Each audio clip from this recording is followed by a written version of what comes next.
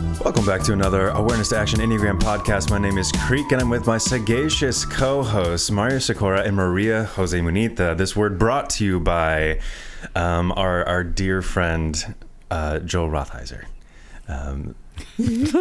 So I just wait for Joel to send me emails these days. So sagacious definition. Well, I will say Joel got this one right. Finally. So what does it mean?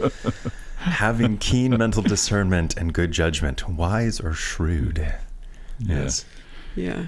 In Spanish would be sagaz. Oh, yeah. Very nice. I was just wondering if it was the same thing. Yeah. Very nice. Very nice. Yeah, that's great. So I don't have a clever segue today because you guys didn't give me anything. So today we're talking about coaching. Yeah, but you did start in a more intense, fast-paced way. Wow, yes. I mean, the introduction. And his voice is a little deeper today. Yeah. Because you got a cold or something? No, we're recording at the butt crack of dawn. Gotcha. All right. Yeah. Listeners, it's 9:17 a.m. Eastern time. So the way in which you started, it struck me more as more transmitting. I turned my transmitting button on. Oh boy, there we go. So actually, speaking of transmitting, María José saved your segue there. That's good. But I honestly think that. Yeah, absolutely. So coaching transmitters, what's that like? It's really nice. Because you can tell them so many things that they have never seen around them. It's when you're a navigator. Yeah. And also you don't have to talk much during a coaching session with That's great. Look, I would make a point here that I think is important because, we always try to be careful of our biases and all these sort of things. And, and we have, as navigators, we have biases, some implicit, some explicit about the other two. So with all of these instinctual biases, again, there's positive and negative, right? And we're not, we have to be careful about saying that anybody is like anything all of the time, right? And usually as coaches, we are dealing with people about the ways that they're off track, okay? So we're not, we're not talking about all their great qualities or focused on those necessarily, although they're important to recognize, but your mind kind of goes to, okay, what's wrong here and what needs to be fixed. So we really got to clarify that, again, with all of these, that, we're kind of focused on the negative because that's what coaches do, right? So take everything we say with that filter in mind. And talking a lot is not a bad thing until it is, I guess. Well, talking a lot is great if you have something interesting to say. Yeah. Right. I mean, and I'm not saying that, transmitters don't have anything you should say. Many of them do, right? Many of them are quite captivating and all that. And, but, nobody likes listening to anybody, whether they're a transmitter, navigator, or navigating 8 podcast co-host, where, if they have nothing to say, worth listening to. Yeah. So, María José, moving on from the talking. Yeah, dig us out of this hole, María José. Yes, please. Can you define transmitting for us? And how is it different from sexual and one-to-one? So transmitters, or the transmitting domain, it's what we call kind of attraction and bonding. And it's not that they are the only ones who attract and bond, but that's how they are, what they pay attention to. So they display behaviors that that draw attention, whether they are aware of it or not. And it is a way to, when I get attention, bond or connect with somebody else or with something, and transmit, pass on something onto them. So I want to transmit something onto other people, whether it is my genes or my ideas, my values, just some information that I have. but it's something that where I want to have an impact. And so it's in the have you talked about the peacock analogy, Mario? Several times. I've talked about it a billion times. Yeah, a billion times. Yeah. To me, I know for 16 years, but it's where the peacock makes pea babies. It's a way to reproduce, and you can reproduce biologically, or you can reproduce by creating artifacts or works of art, teaching people something. So it's different ways in which you kind of plant a seed and live on through that. Yeah. It's important to point out that when it comes to all of these instinctual domains, they are clusters of evolutionary adaptations that increase the probability of some end. Okay. And with the transmitting domain, it is a set of behaviors that increase the probability that some part of you will be reproduced in someone else. Now, it does not guarantee reproduction. This is important, right? Because sometimes we'll say, oh, well, so-and-so's not married and doesn't want to have babies, or, that sort of thing. No, we're not saying that every transmitter wants to make babies. Okay. What we're saying is they have this impulse to do things that would increase the probability that something they have will be noticed and passed on to others. Whether it's successful or not is a different story. Okay. So that's an important distinction to make, because people misunderstand what we're saying very often here.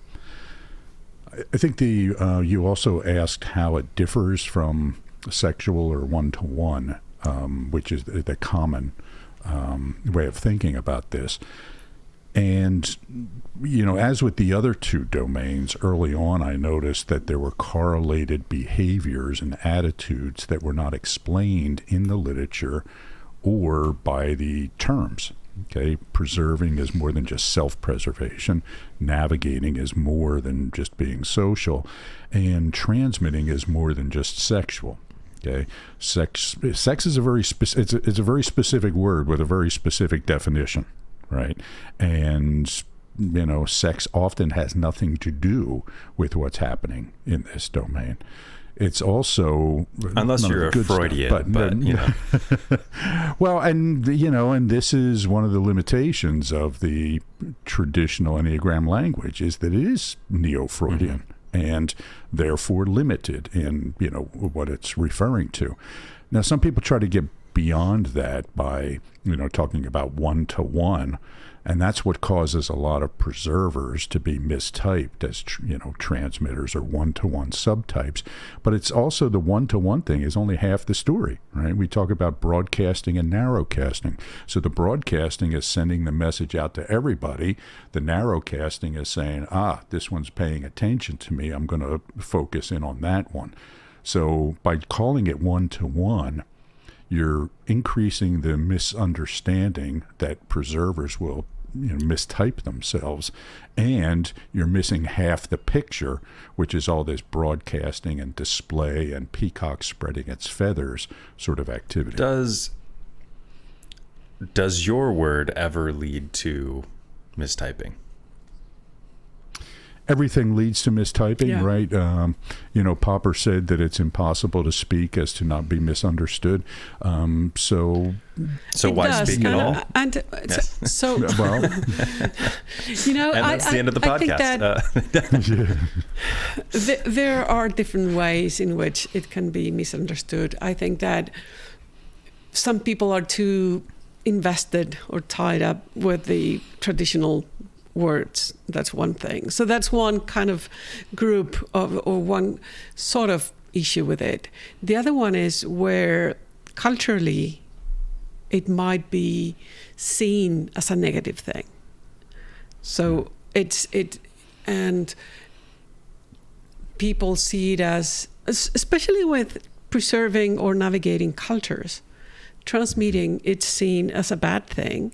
So I don't want to be seen as such. So more than the word itself, it's how the value judgment that we have about it, that people misinterpret or see only the negative things, and they don't want to be identified with that word. Yeah.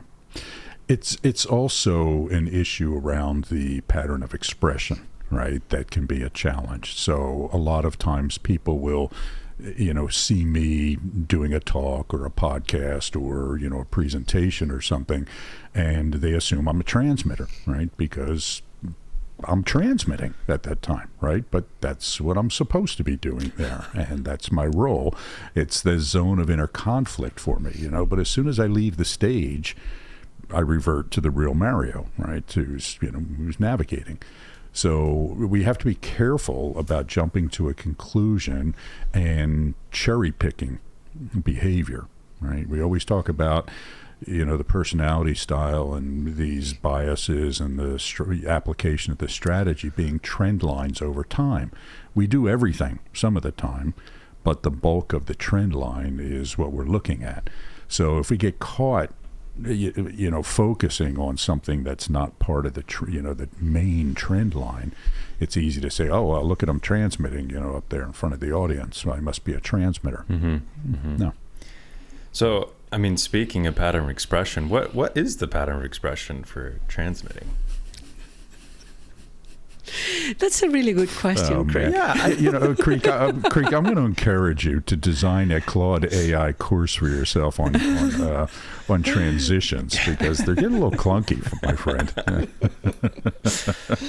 Well, I don't know. For transmitters, the pattern of expression, it's how they kind of relate to each of the three instinctual domains.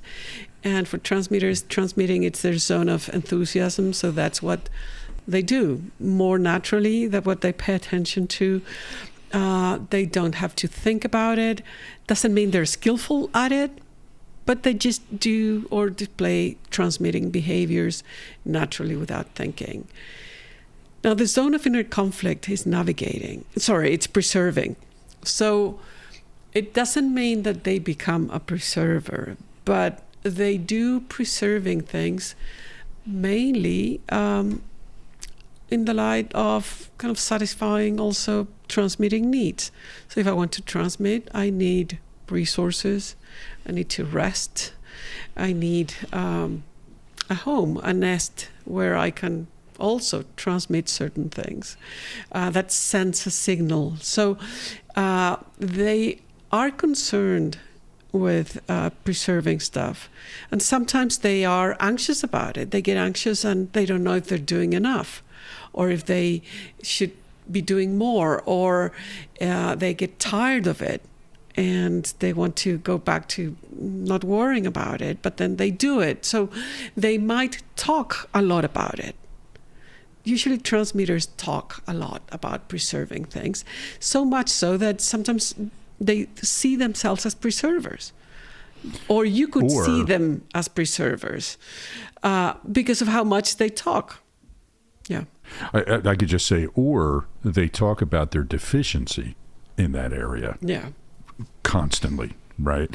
And again, that's the zone of inner conflict, right? I feel good about some parts. I feel horrible about other parts. I'm drawn to some parts and repelled by other parts. So, but the key thing is that they're going to talk about it a lot. Yeah.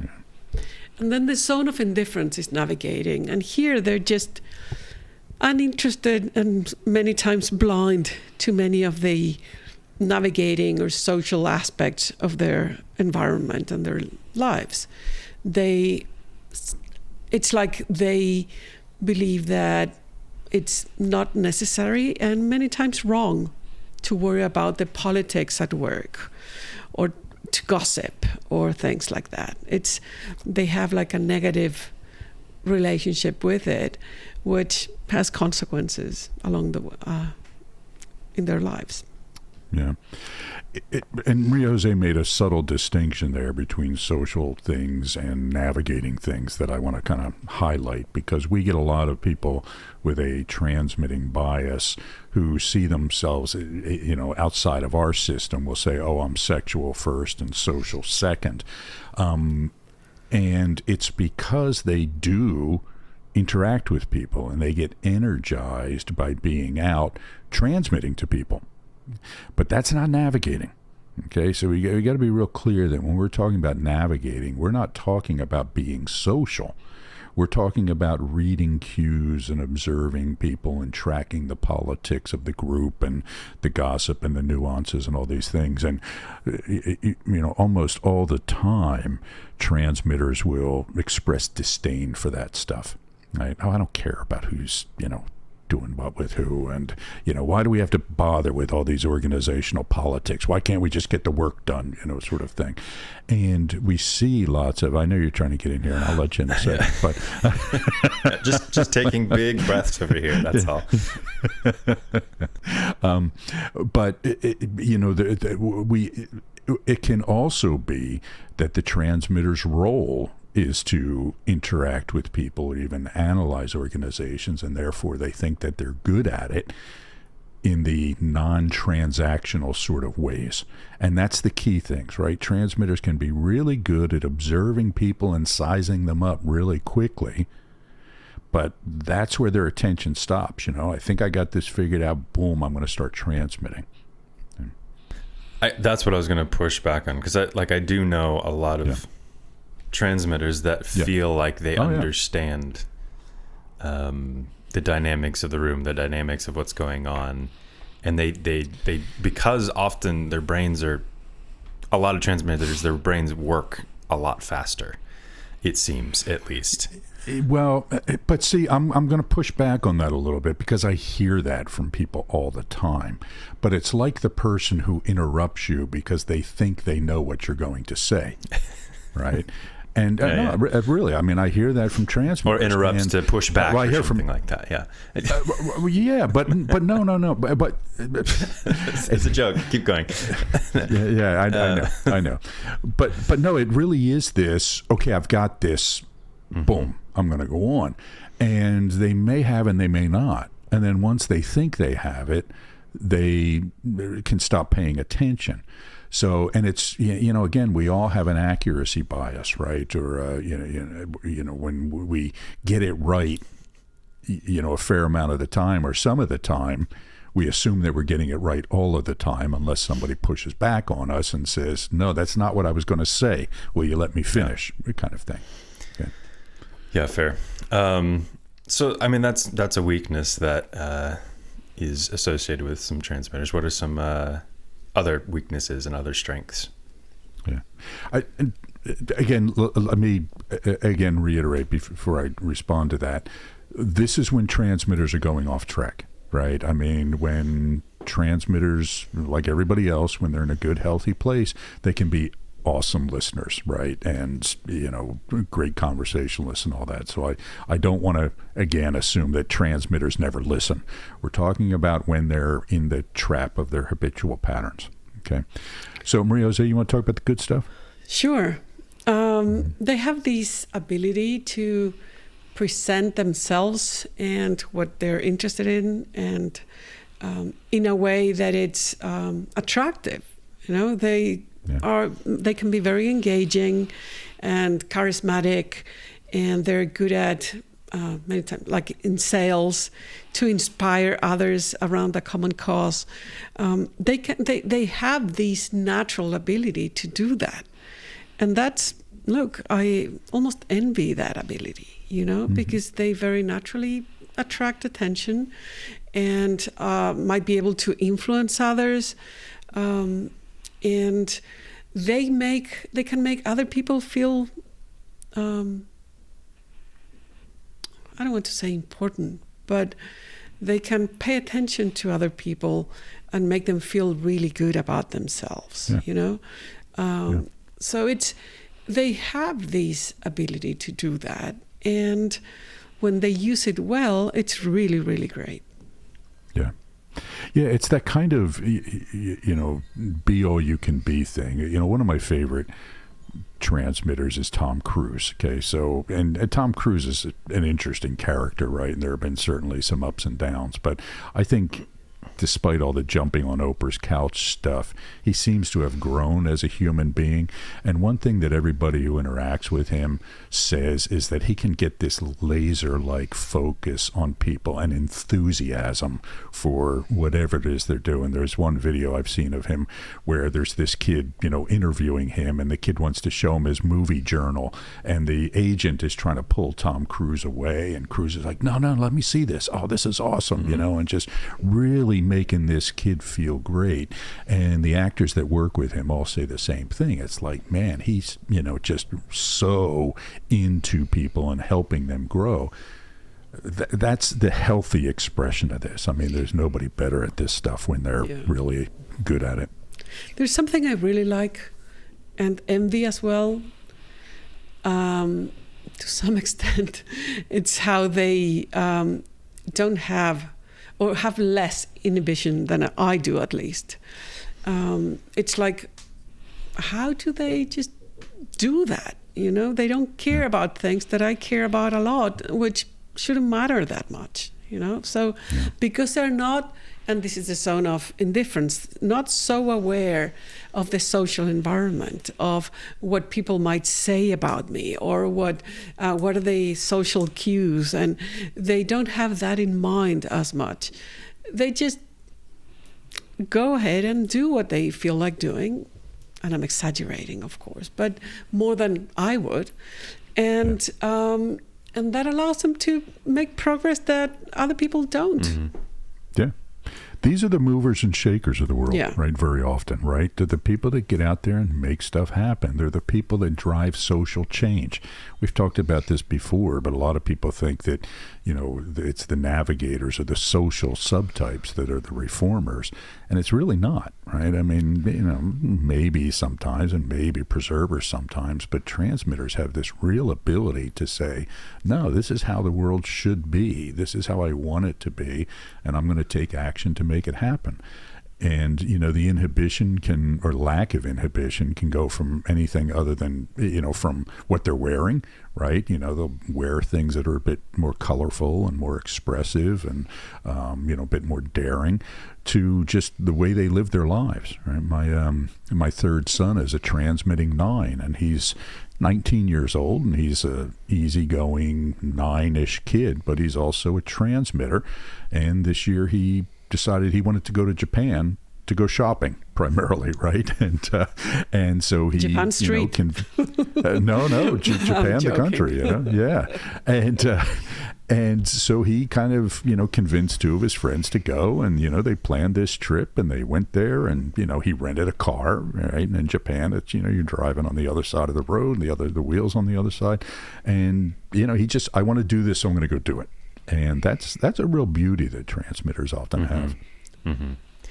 Of course, need to be careful. Not all transmitters are necessarily flashy dressers. No. No, they're not. But it's funny.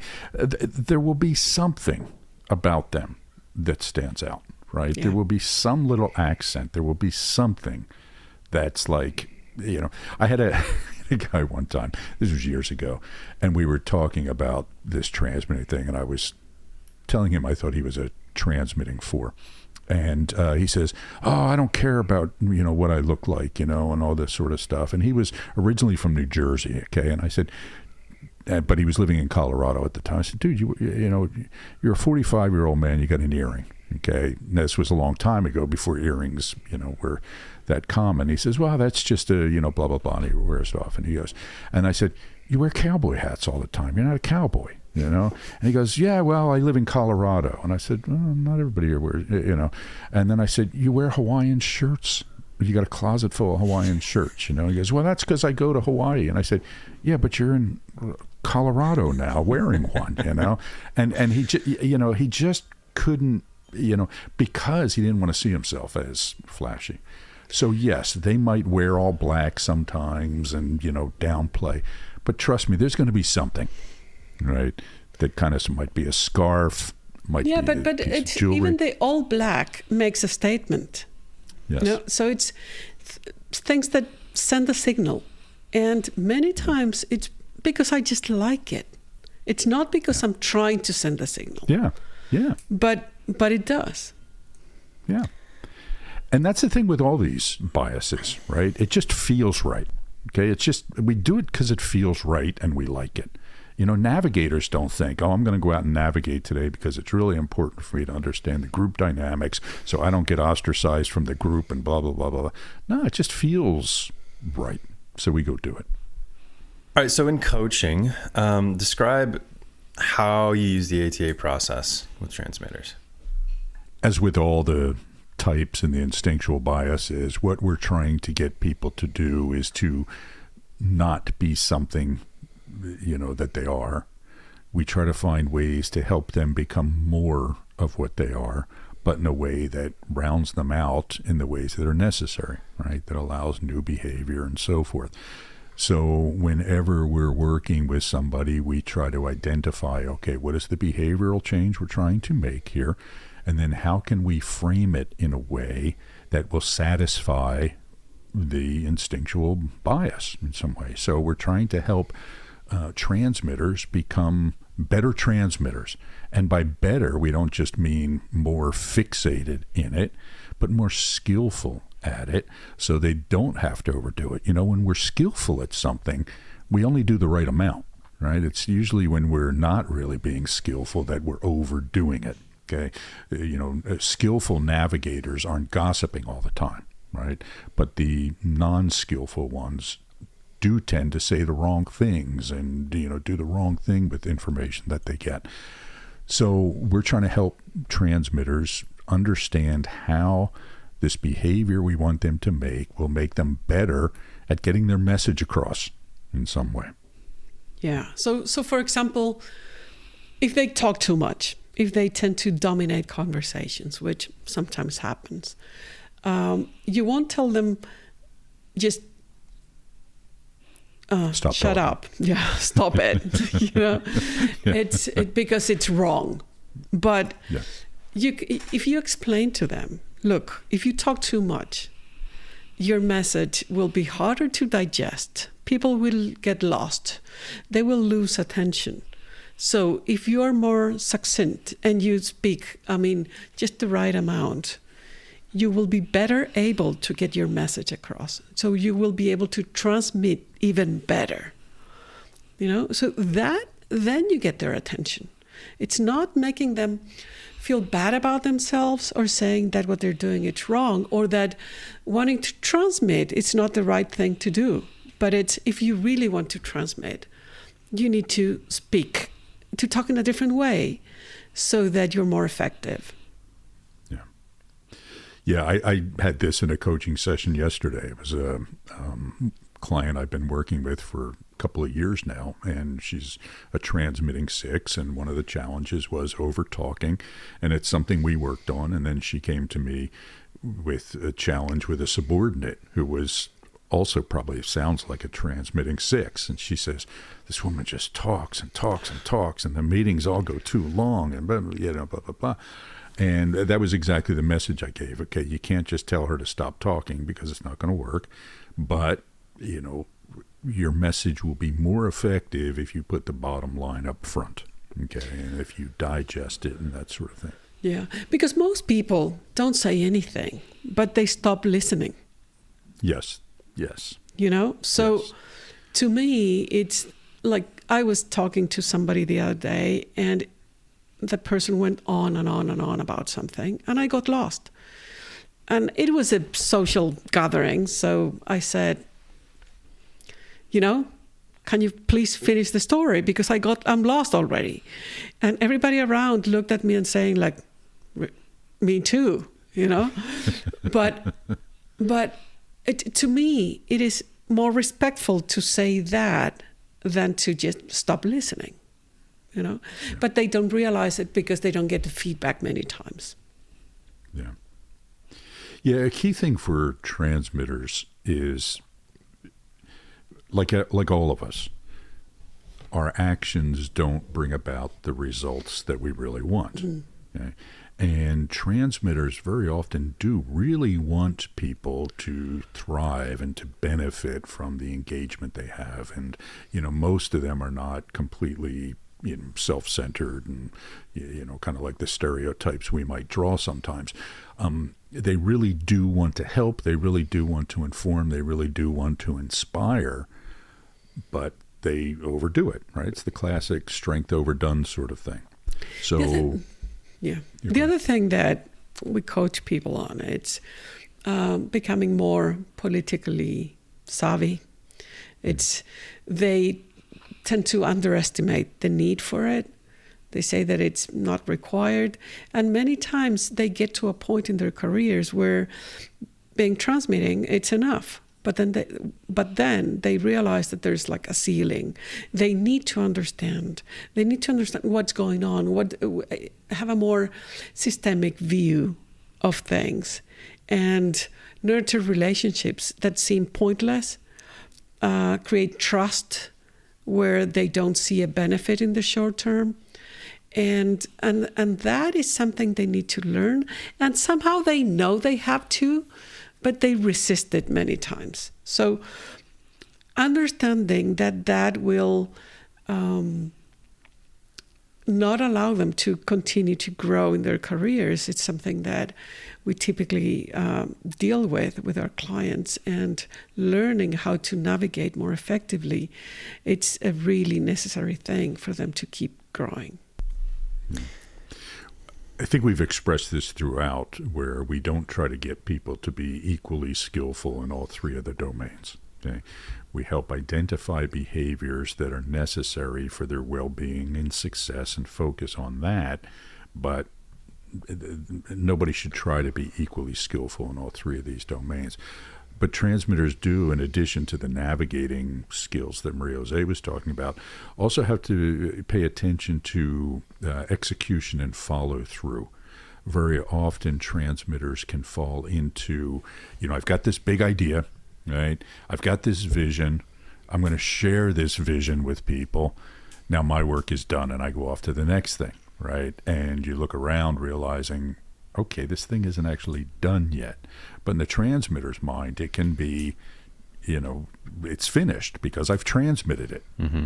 And so they have to learn that, again, like the big concern for transmitters is if they don't follow through on things and, execute on things, again, people stop listening to them.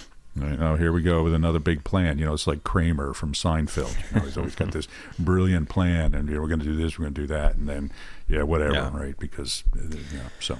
Well, I'm going to move us along here. What about relationships between transmitters with navigators and preservers?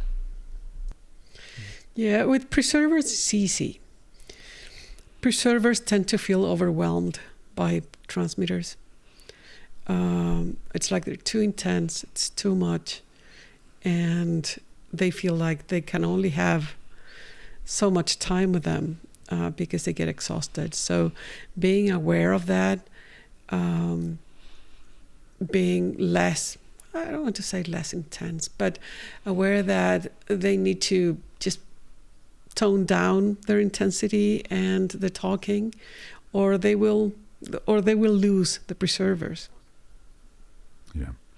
And when it comes to navigators, I think one of the key things is that they have to realize the navigator may not jump in to the conversation in the same way that a transmitter would.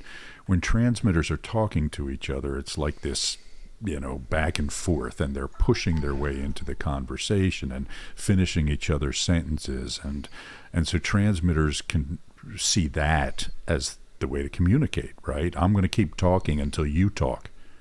Okay, but you're going to have to kind of move your way in.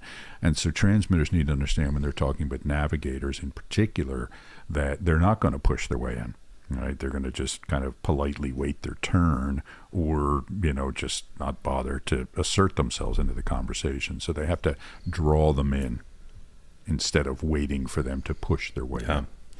So to keep consistent on the questions I'm asking you from the other episodes, what are kind of the harder combination of subtypes to see?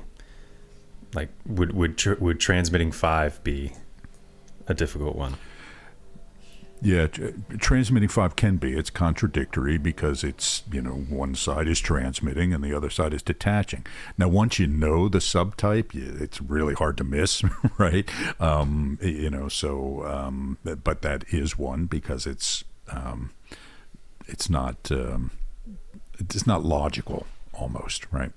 The other big one is the transmitting 9, and this is the classic missed profile. Because frankly, there's no description of it that I have seen in any of the other, descriptions of the subtypes. People tend to get mistyped as preserving 3s when they're transmitting 9s. But that's the big one, because the transmitting domain is, again, it's the peacock's feathers. And the 9 is saying, I can't show my feathers. So it's this really different subtype. Yeah. Very good. So final question here, for the coaches out there that are transmitters, what do they need to watch out for, and what should they lean on when it comes to their strengths?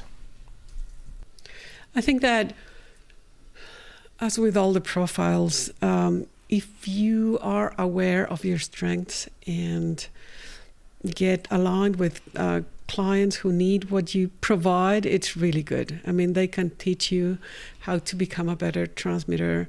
They can encourage you to get better, and they can kind of inspire you in that way. For them, it's very natural to do those things. Now, the challenge is, some of the challenges is that they might have a harder time listening. Now, I say this, but I've seen really good coaches transmitting coaches. They find ways to become better at listening. And usually they're really good at listening in coaching. Maybe not in their normal lives, but in coaching they are. So I don't want to just make it like a stereotypical comment about transmitting coaches. Yeah. Coaches don't listen, because I think they do. They make an effort, but if they're good. Yeah. To your point, if they're good, and if they're, like we said earlier, when everything's going fine, then it's all fine. It's what are the potential derailers that we're focused on here. But yeah, that's it. So I would say, in addition to the listening thing, transmitters can fall into trying to reshape the client in their image rather than allowing the client to grow into who they are. Right. Yeah. This is a problem that transmitters can fall into, is thinking that everybody should be kind of a different version of them, or a slightly different version of them. So that's something I have seen. They can also get too close to the client, I think. They will relationally, yeah. Really, want to spend time with them outside of the coaching engagement, or, maybe share too much of themselves, or, see the relationship. Maria, Jose, and I talked about it. Our approach is not to really socialize with our clients or get too close to them. Transmitters, I find, are more likely to socialize with their clients and build those kind of offline relationships with them. Sometimes that's great. It's just a different way of doing it, but they have to be careful about it. All right. Well, I'm not sure what next episode is. Do you know, Maria, what the next episode is? So one more thing about transmitters. I find it that they tend to have an easier time promoting themselves. Which is it's a strength. Yeah. They're often very good salespeople. All right. Next up, well, we're going to start doing the types, right? Did we decide where we're going to start, Maria? We're going to start with 1s? You said 8, didn't you? No. Oh, did I? No. All right. Well, we'll all find out the next episode of the Awareness to Action podcast. Thanks for listening. All right. So long. Cheers.